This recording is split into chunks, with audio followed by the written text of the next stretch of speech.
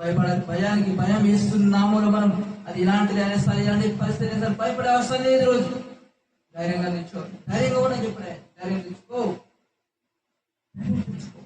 ఆయన మాటను బట్టి అరే పర్వతములు తొలగిన మెట్టలు దత్తరిగిన నా కృప నీకు వీడదు ఇవన్నీ ఎన్నాడు, ఎడబాని అన్నాడు, కళ్ళైన మనిషినేమో కానీ నేనైనా మరులను చూడము చేతిలో చెప్తున్నా అన్నాడు కదా. ఎందుకు భయపడాలి?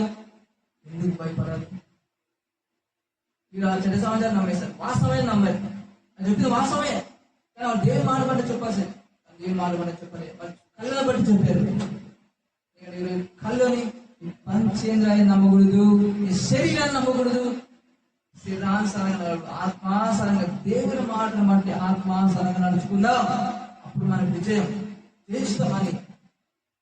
శరీరాన్ని చూసుకుంటే ఎప్పుడు నీకు విశ్వాసం రాదు, భయం ఉంటుంది, చింతే ఉంటుంది. జ్ఞానాన్ని తెలివిని కళ్ళని నమ్మకూడదంట. అసలు శరీరం వైపు చూడదండి, దేవుని మాట వైపు చూడు, ఆయన నమ్ము.